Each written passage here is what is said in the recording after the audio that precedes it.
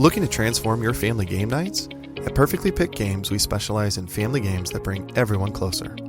Our games aren't just fun. Kids and teens will learn how to take turns, develop basic strategy skills, and understand the thrill of winning and grace of losing. With our exclusive gift of games, you can give months of gaming excitement to your family. Choose a 3-month or 6-month gift, and we'll deliver hand-picked family games to your doorstep every month.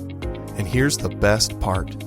Right now, you can use the promo code GOLDENMOJO and receive 20% off your selected plan. Don't miss out on this exclusive offer. Use promo code GOLDENMOJO and save 20% today at Perfectly Picked Games.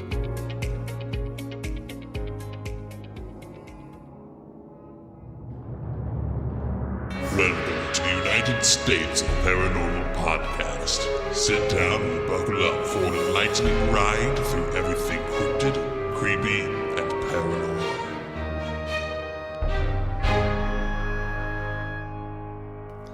Hello, all of my paranormal freaks out there. It is I, Golden J, hanging out with the Rocker Chick and J-Dub. And this is the United States of Paranormal. Paranormal. Does the Rocker Chick seem to be a little distracted at the moment? Are you distracted over there? Yeah, maybe a little. Sorry. What do you got, like, Dash Hound dreams going on? Yeah. You gonna fill us in on what you're up to, or? I'm just writing down a thought. Sorry. Oh shit! This could take all fucking night. Cause she's getting to that age now where, like, halfway through the thought might disappear. Yeah, exactly. I have to write it down. It's insane. It's insane. So, I did have an accomplishment the other day. Oh yeah. I walked into a room and actually remembered why I was going into that room. Of course, it was the bathroom, but still, it's an accomplishment. Yeah. It is. Yeah. So, hey, as you get older, ladies and gentlemen, for all you younger people who listen to United States Paranormal, it's coming. You think it's bad now when you just can't remember shit? Wait till you get older and you don't remember anything. Getting old sucks. I am not a fan. Me either. Everything hurts all the time. Yep. Can't remember shit. Yep. Get up to piss like 17 times in the middle of the night. Oh my God, that's the truth. You're still not old enough to use your AARP card. Don't get senior discount. Don't get senior discounts. They want to charge you extra because you're older. Can't get Social Security yet. Can't retire. Can't. Yeah, that's the worst. That is the worst, really. Mm-hmm. I know people that work for like UPS. 20 years. You worked there for 20 years, you can retire. If you're smart about it. Well, I mean, there's ways, yeah. You got to make sure you're dialed in, but at the same time, but, you know, I already got 30 plus years and I can't retire. Yep. So, definitely might have chosen the wrong profession to go into. I could have been retired 10 years ago. Or at least 5. Maybe. I don't know. Oh, well. What would I do with my time? I'd just lay around on the floor and pet the dog. Yeah, I'm sure. Oh. You don't think so? Probably not on the floor. Not on the floor. Yeah, not on the floor. You wouldn't be able to get back up. Yeah. It is a challenge. It is definitely a challenge getting back up off of the floor these days.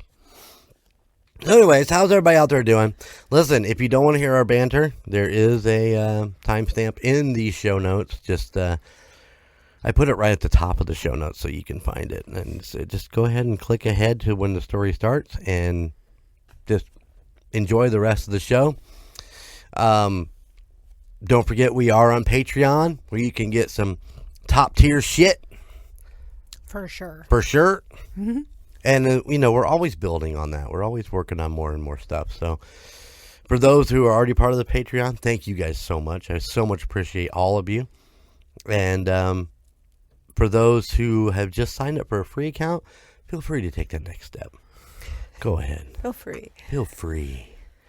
Just to go ahead and do it. There you go. But I very much appreciate everybody who signed up and contributes every month. And I hope you guys are enjoying the content that we are putting out. So, all the reaction videos, trivia, and all the other videos that we do. And we got more things in the works. We just got to sit down and get things recorded. And, those things take time. So, Yeah. we're working on all that. But we do appreciate you guys. Also, go check out UnitedStatesParanormal.com for all of your merchandise goodies. And there's a lot of goodies on there. Mm-hmm. Oh, yeah. Get you some. So what have you guys been up to? It's wintertime. It is. I hate it. I'm still fighting this cold, as you can Yeah, tell. me too. And like I said, it brings on my Barry White voice. I sound like a frog. Not like Kermit the Frog. No. You just ribbit. Ribbit. How about you, Rocker Chick? What is going on? Nothing. It's been quiet. Had a quiet weekend and watched football and just did some stuff around the house. That was it. Let me tell you about the quiet weekend. Okay. Got up. We went out Friday night as soon as we got home from work. And got with our essentials for the weekend, which is Mountain Dew. That was pretty much it. That's all we That needed. was his essential. Went home and did not leave the house until Monday morning. And as a matter of fact, I didn't get out of my fucking pajamas until Monday morning. That's okay. I'm not sure. I did work editing videos and working on stuff like that. But at the end of the weekend, I think not a lot of up around and moving and being energetic might have taken its toll on me too. So I mean, I do spend a lot of time in that fancy chair in the studio in the house, but it might have taken its toll on me a little bit. I was a little kind of Rigor mortis? Yeah, rigor mortis is set. Rigor mortis is set in. Give it a 10. So yeah, I don't know if it's a good thing or a bad thing. I guess I would have to have some sort of something that helps keep you motivated and moving while you're working in front of a computer doing stuff like that. So I know that Sarah has like a walking treadmill that that she can walk on while she works from home. You know what I'm saying? Mm-hmm. Whether something like that, if I was ever to work from home doing all this full time, I'd have to have something to keep myself.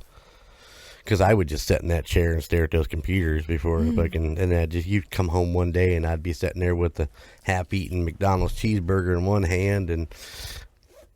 That's like normal, I think, isn't it? Yeah, but I wouldn't be alive. Oh. That's what I'm saying. A little cheeseburger, Wendy's chocolate shake. Oh my God. Well, of course, it would have like 3 or 4 French fries shoved into it. It's called a Frosty. Gross. Thank you. I couldn't think of the fucking name of it. You don't do that? No. Really? Have you tried it? And you did not like it? I don't like it. You don't like the salty sweet? Burger King for years years ago, did something called the Bacon Sundae. And it was a soft serve, and then they crumbled up bacon as where you put like the chocolate, they put bacon. Was there chocolate? There wasn't chocolate. Was chocolate. Was there? Yes. Okay. And then more soft serve, and then they took a strip of bacon and shoved it right down the middle. One of the best fucking things I've ever had in my life. And it was funny because I'd heard about it, and I'm like, I got to try this. Because I like French fries in the Frosty. So I like that salt and sweet. And we go, I got the car with, and we were loaded up. All 5 of us were in the car because the kids were a lot younger. And we go, and we're like, I want to try this. And everybody in the car is like, oh, that's fucking gross. That sounds, well, the kids weren't saying fucking. Yeah. It's like, no, Dad, that sounds disgusting. And I'm like, well, you guys don't have to get one. Even the rocker chick's like, nah, that is not right. So I'm like, I go and I get one. You know how many bites of that motherfucker I got? Not very many. One. Whatever. One fucking You bite. don't remember. One fucking bite before she took it over, fell in love, and then passed it to the back seat where it never was seen again. Well, that's usually how it works. Yeah. So yeah, then it became a thing. I'm like, well, I'm gonna go get one of those bacon sundaes, and everybody's like, we want one too, Dad. Everybody had to have their own then. You remember that? Yes. Yeah. Huh. See, this is my life, people. This is what I have to deal with. It's like the donut burger. Have you ever had a donut burger? No. One of the most amazing things you'll ever have. Yeah, if you don't like salt and sweet, then you probably wouldn't like it. But you take a Krispy Kreme donut and you cut it in half, and that is your bun. Make up a burger like you normally would. I would go thinner, but you throw the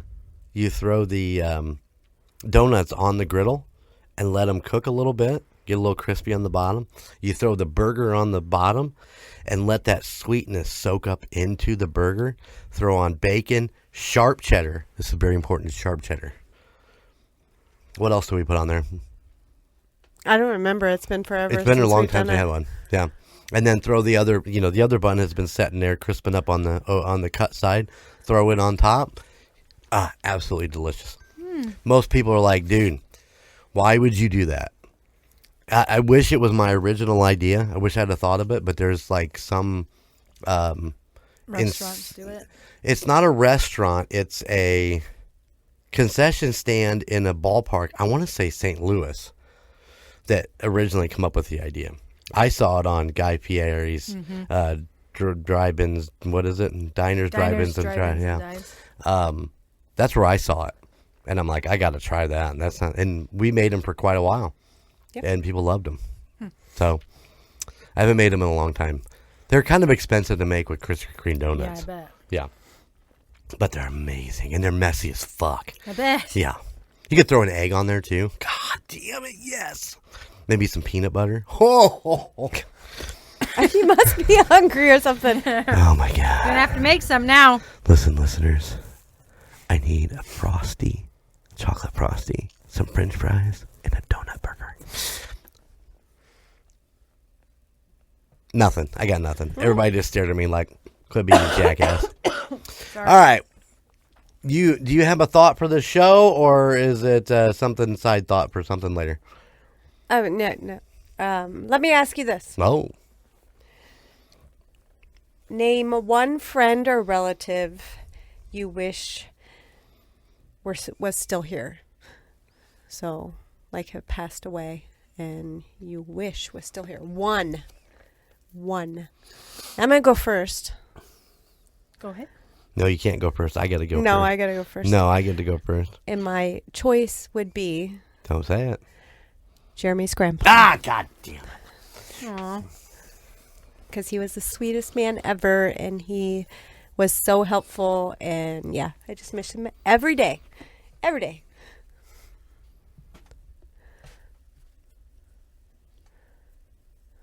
Doesn't mean you can't have the same one, I guess. My choice would be my grandfather. Absolutely 100%. That'd be the first person I think of. 100%. Aw. And that man taught me a lot.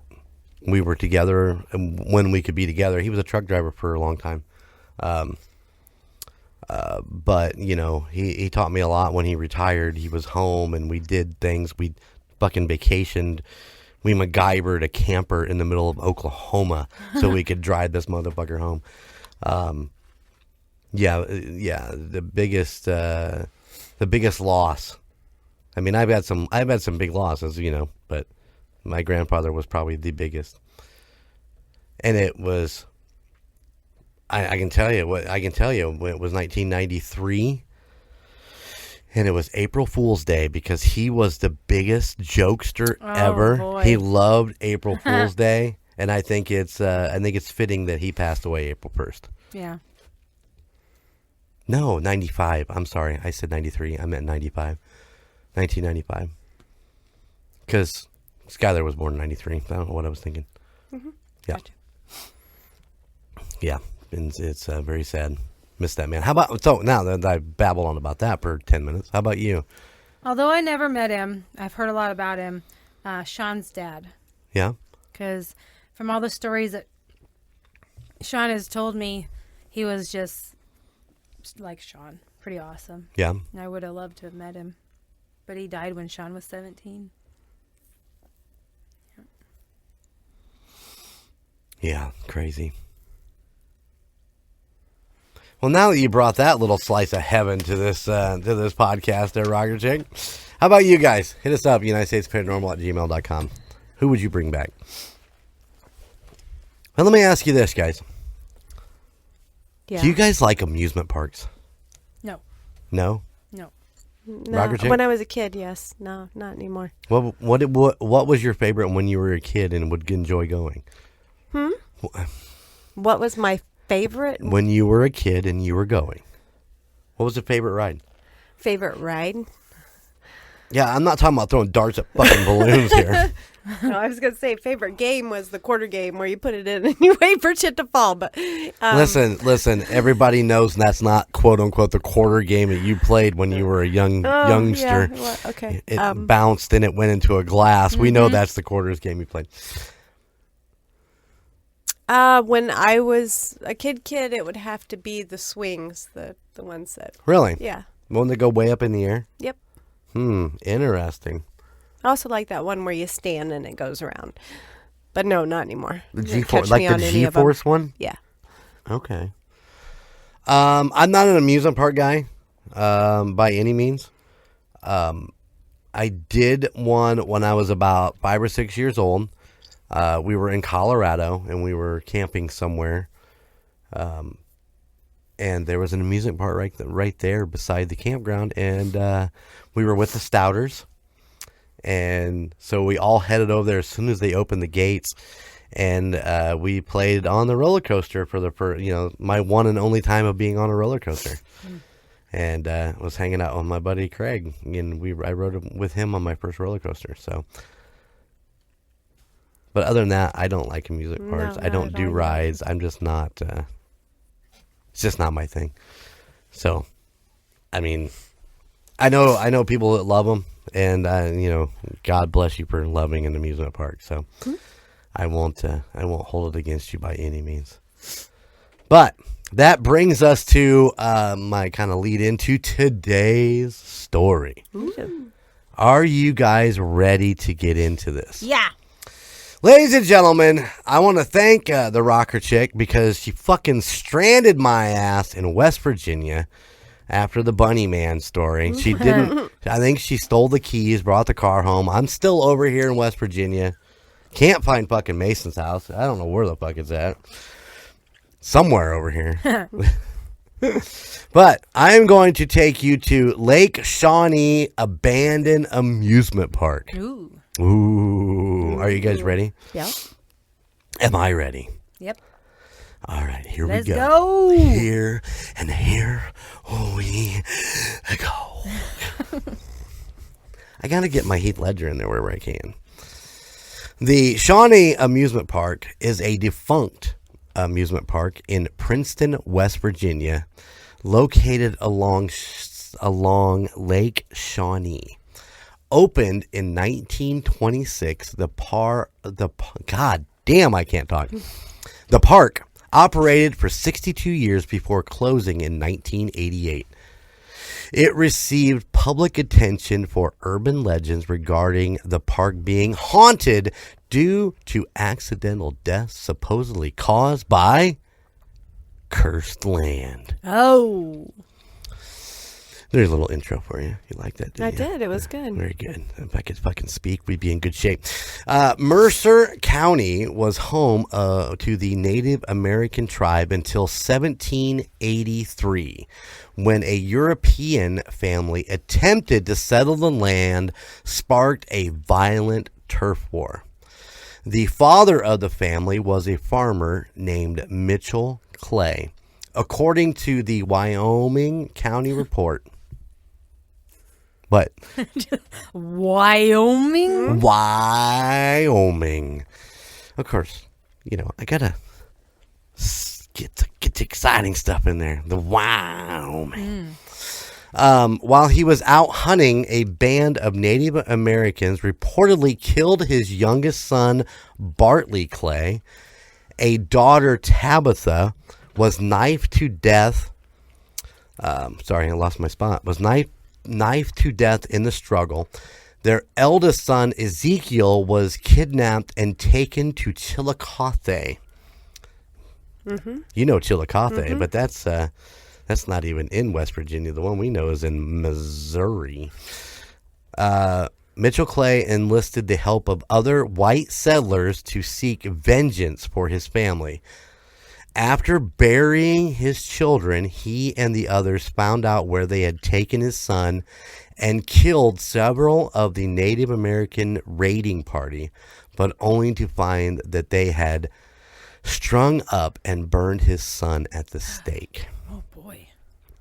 Mitchell returned with his son's remains and buried him with his siblings. That's brutal. It is brutal, isn't it?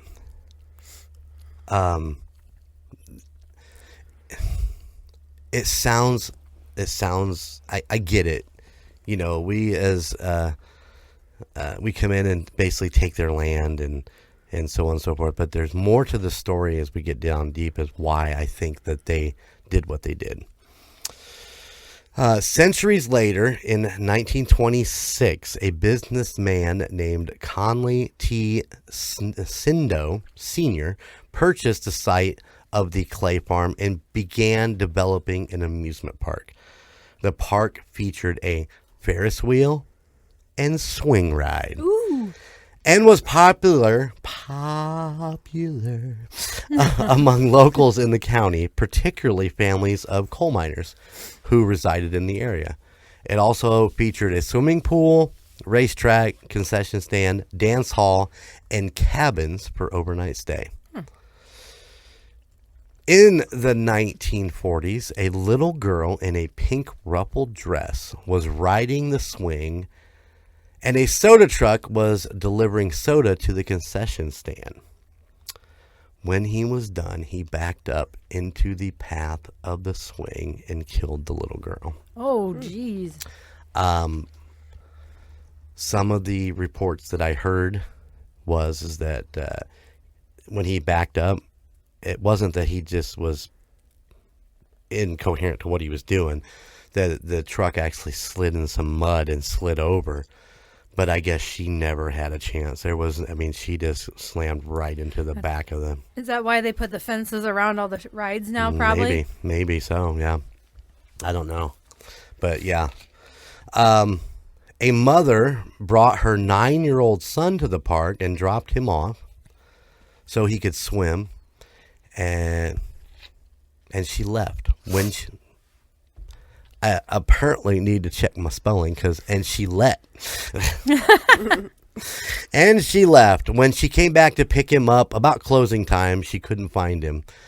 They looked for him until about 10 o'clock at night. When they found him, he had gotten his arm stuck in the drain of the pool.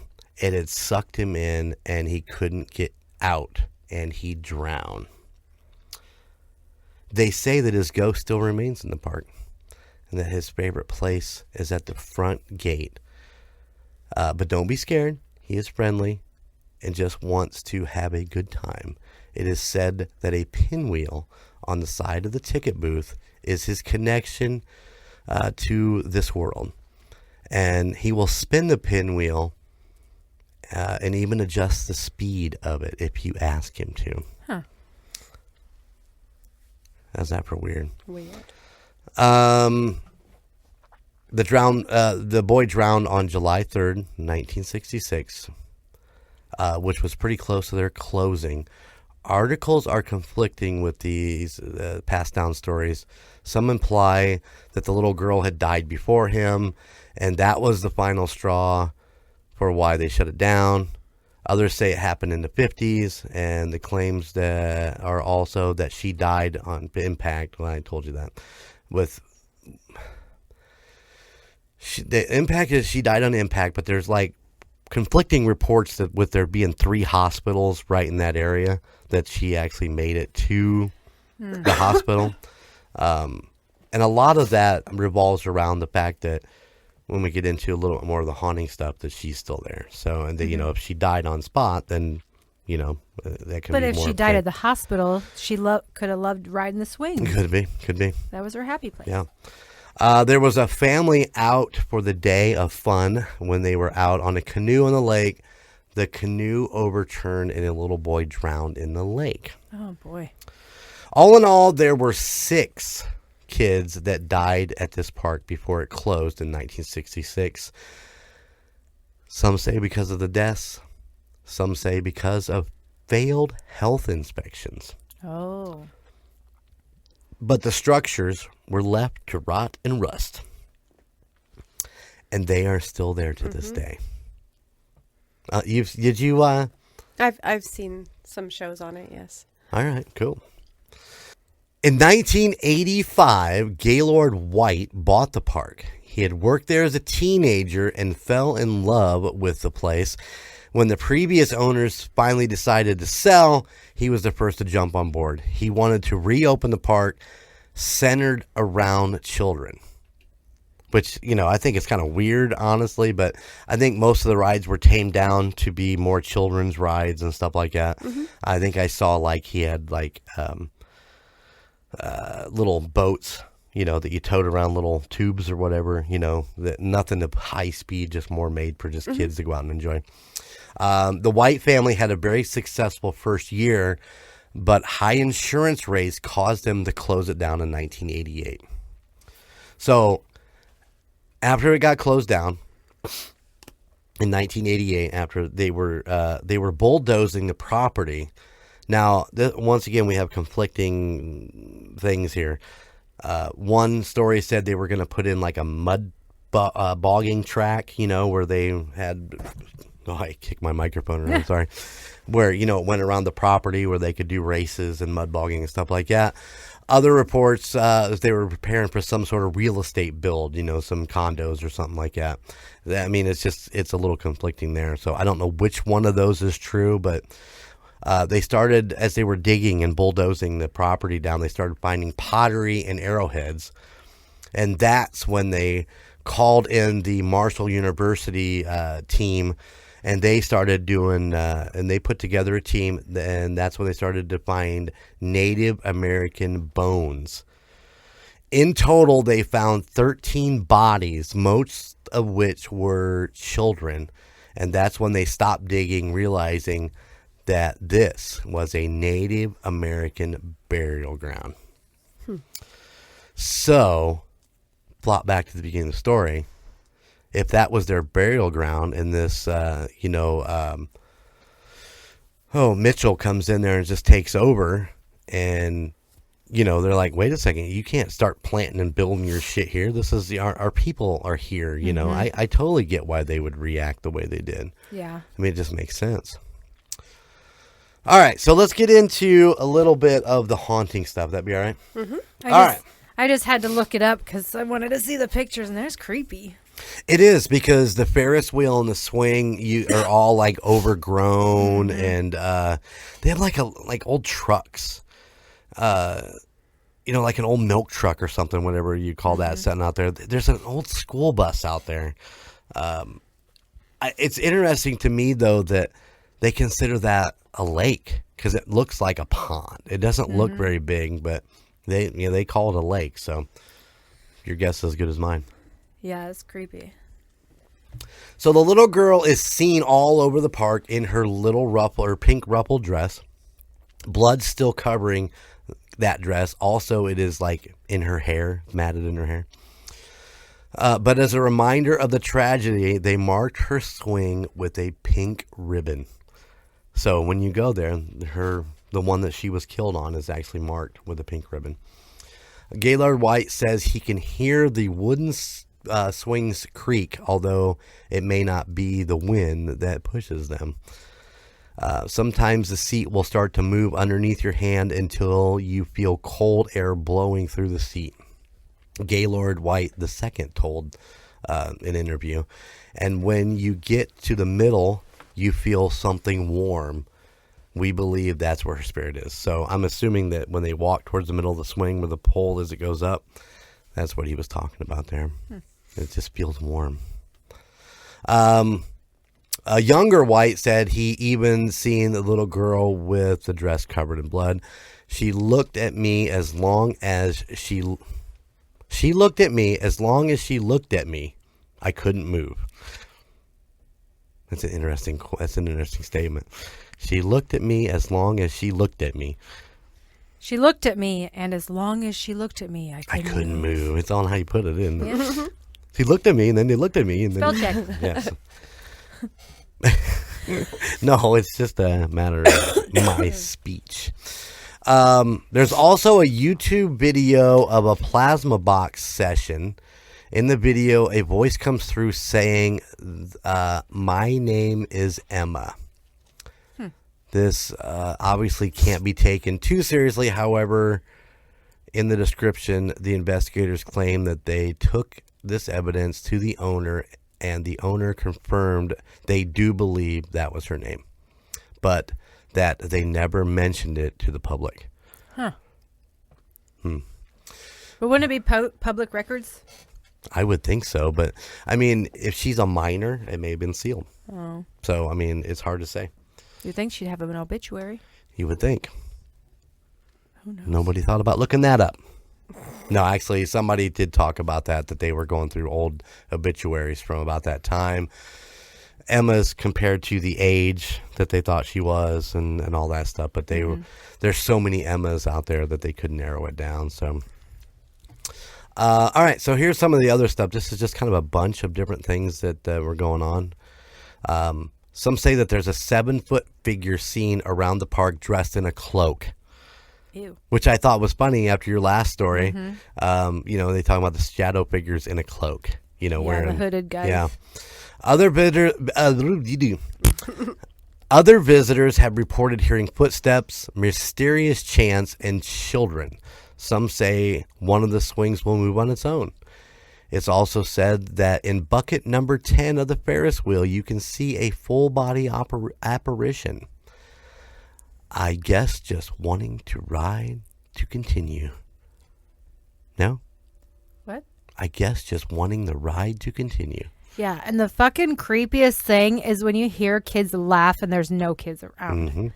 Oh my God. There are also reports of children apparitions and those some children laughing, but the craziest to me is they claim the rides turn on and off by themselves. With no power. And that's the weird part. Is there power to them? And how can they turn on if there's no power? And if you look at them, they're covered in like vegetation and vines and stuff. How could they even move? Right. No. No. One of the witnesses who was seen on Jack Osborne's Portal to Hell. Oh. Did you see this episode? Probably, yeah. Claims that he and his girlfriend were heading out to fix a light by the swing when he saw a couple standing close to it. And when the swing started to move, the girlfriend got startled. He said it was probably just a couple that had moved it. The girlfriend claimed to have not seen anyone standing there. I don't know if that is prior to when the park was still up and weren't running, and back in the 80s, because there was a lot of different people sitting around there.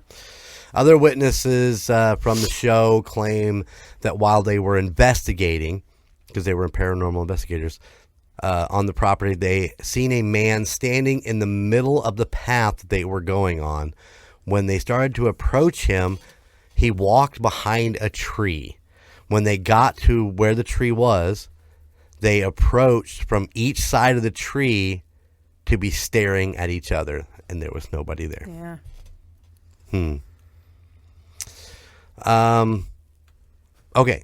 So that kind of breaks down what I found as far as, some of all that. I did find one person's experience.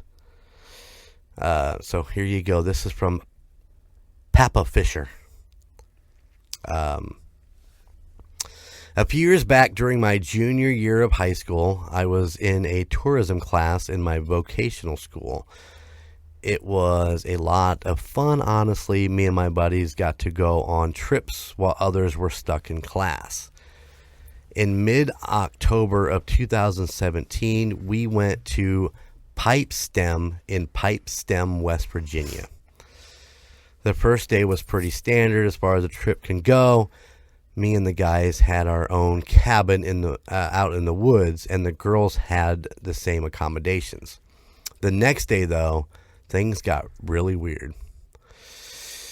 We were bored in our cabin the following night, so we decided to head to Lake Shawnee. It was an amusement park built on an Indian burial ground that operated back in the 1900s. It was shut down in the late 60s, and I believe a child drowned in the lake. We waited until after dark and then headed out there because it was only like 10-minute drive. We're laughing the whole way over there, just acting like dumb teenagers. As soon as we pulled near the tree line of the park, we pulled in the tree line, the park lay just beyond. If something felt off, all the joy was sucked out of me. I just felt like we weren't welcome there. The park had two attractions, the Ferris wheel and the swings. Basking in the full moon, the park looked hauntingly beautiful.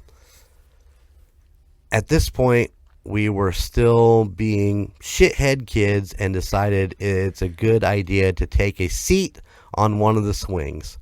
We hang around for 20 more minutes, but just as we're leaving, I feel a burning sensation on my lower back, like someone had pressed a hot iron against it.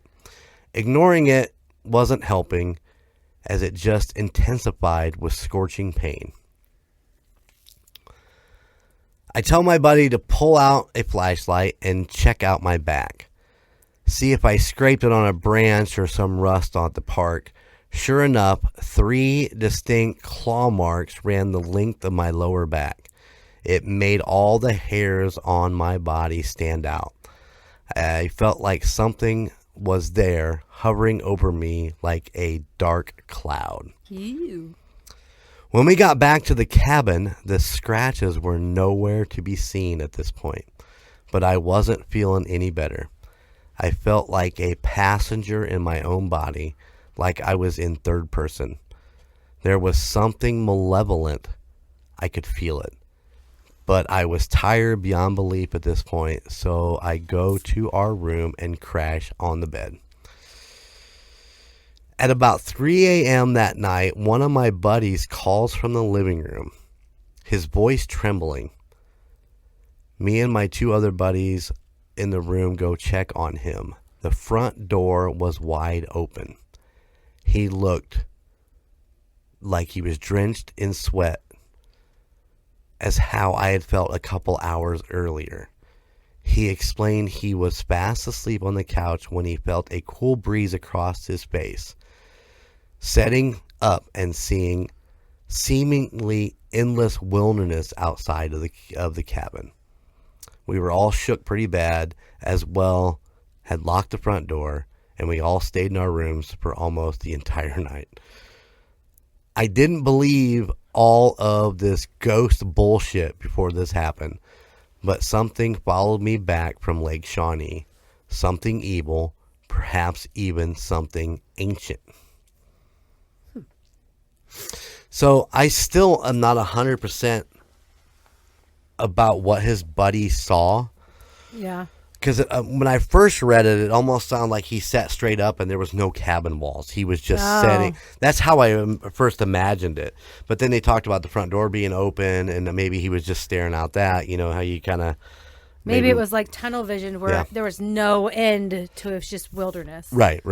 Or it was all enclosed wilderness around the cabin. Right. But still, why is the front door open? Yeah. Did something come in, something go out? Weird. But here you go. That's the one account that I could find from anything on the net. There wasn't a ton of people. I mean, obviously there's different paranormal investigators who went there. Ghost Labs went there, and they caught a couple things. One of the big things that they caught, did I put this in the note, or I'm just going to tell you? Have you ever watched Ghost Lab? Mm-hmm. Do you like Ghost Lab? Sometimes. Yeah, I found him very irritable. Mm-hmm. He's very pushy. He's very loud, and I mean that works for some people. I don't know. I think that show, after reading all this, and then that was like one of the last things I watched, and knowing all the information I got, they almost went into this thing blind, not knowing where they were going or what they were doing. They didn't know about the burial ground. They didn't know about any of that stuff. And, they talk about with the medicine man, when Jack talks to the medicine man in Portals to Hell, that you got to show respect. And to me, he had no background to what he was doing. He just went in guns a-blazing, screaming and hollering. But they did come away with some Indian chanting on an EVP, which was really, really cool. Right. I mean, it was like 4 seconds of it, but it was still pretty cool. So if you want to go check it out, I watched that, and I watched the one I saw that where they'd been at the Galvez Hotel. And once again, no talk of the lady that hung herself in the turret, none of that stuff. Just about the fact that the orphanage kids had been buried in that area, and that's what was on it. No, I mean, there's so much more with the Galvez that they didn't even get close to touching. And I was like, there's so much more, boys. Huh? Get your shit together. Snooze, you lose. Boom. Ghost Lab. I don't hate them. Just probably will not watch them again. Now the burial grounds have been cleaned up and put back in their natural state. There are big rocks there, placed there for markers so that people who visit can leave gifts to show their respect.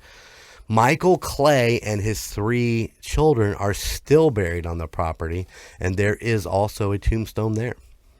So if you go, you will know where each of these places are. But beware, everyone who enters feels a heaviness of the air and the eyes that seem to watch every move.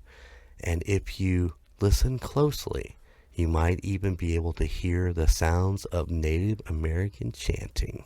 Mm-hmm. There you go. There you go. Do they have, does somebody own it now that, they do paranormal investigating and stuff like that on it? Yes. You can go to their website and,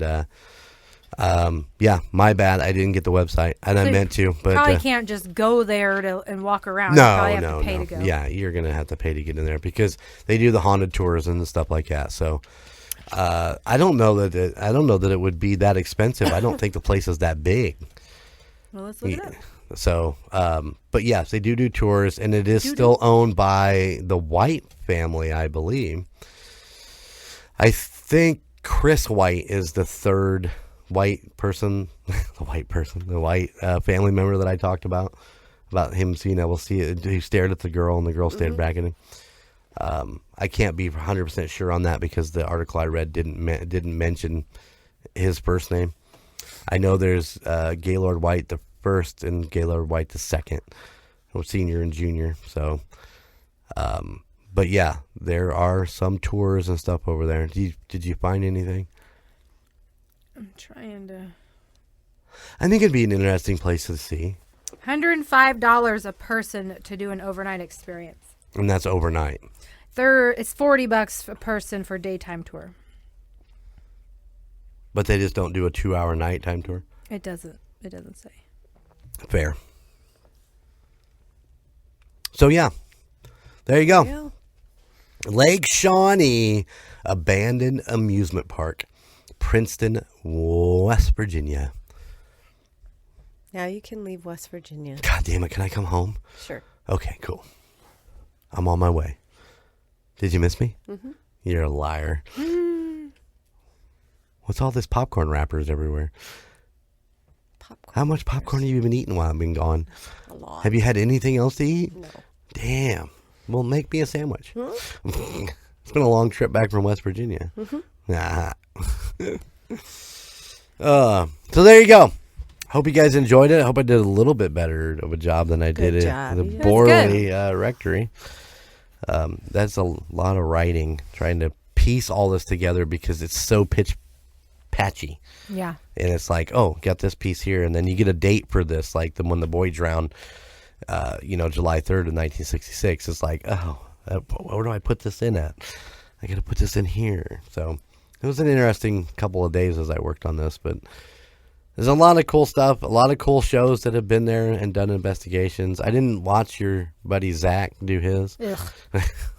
I think the Ghost Adventures did one. I think Didn't so. watch that one. So, but I got to see Jack. Jack's always fun to watch. Love Jack and the Portals to Hell. So, All right. Is there anything else that we need to talk about? I don't think so. No.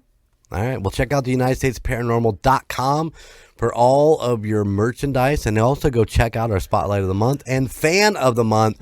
And you know what, guys? There is a clip on the front page, UnitedStatesParanormal.com, from high tier Patreon. I want to say paranormal. From the high tier, where you guys say that ain't a fucking dog. So you can go see what you're missing out by not being on the Patreon. You can see the girls' reactions. It's not no fucking dog. It ain't no fucking dog. The newest one coming out has got some amazing reactions to it. I think Jen actually was jumped out of the seat at one point, or at least super, super close. Well, I scared Rocker Chick. Yeah, you did. So that one will be out in December. Of course, the St. Louis Cemetery. Yes, Good I got it right. The St. Louis Cemetery video is being worked on right now, so that's going to come out on top tier Patreon. So if you want to see that footage, and then beginning of the year we'll have hopefully I'll have the Fowler stuff all sorted through. I did just a side sad note. I did hear from Brian, our good friend Brian Greer. They have shut down investigations in the jail, the Benton County Jail, as they are going to take it down. What? And apparently they need more parking. I don't know what the fuck that means. You'd think that it would get the money. I would think that it would get Historical Society stamp of approval, but Brian's working on trying to save it. Good luck to him. I've sent a couple ideas, but I don't think they're worth much. But I know that Brian loves that place beyond words, and we were there to investigate there, and we know we had a good time. So hopefully they can figure out something to do and to save it so that the investigations can continue, because there's a lot of activity in there. So as you'll see in that video coming out, hopefully January. This depends on getting through all that. I'm still trying to get through all of that footage. There's a lot there. Oh, wow. Yeah. All right, gang. Well, we're going to get out of here. So keep it spooky, and I'll see you on the other side. Bye. Thank you for listening to the United States of Paranormal podcast. Check us out at UnitedStatesOfParanormal.com, where you can find our Spotlight of the Month, Fan of the Month, and all of our amazing merchandise. Or you can find us on social media at Facebook at the United States of Paranormal, Instagram at the United States of Paranormal, and YouTube at the United States of Paranormal 1795. And don't forget, we are now on Patreon. Just go to patreon.com/2sop. Please check out the other podcasts in the Golden Mojo Entertainment Network of podcasts. The Call Guys, Golden Image Podcast, Indiana Chiefs Fans, Golden 80s, The Gridiron Kings, Murd Nerds, and A Quart of Books and Booze, all of which can be found at goldenmojoent.com or wherever you stream your favorite podcasts. And if you have a location or a story that you would like for us to check into, please email us at the United States of Paranormal at gmail.com. Please like, rate, and subscribe wherever you listen. Thank you! for all of your support. Bye.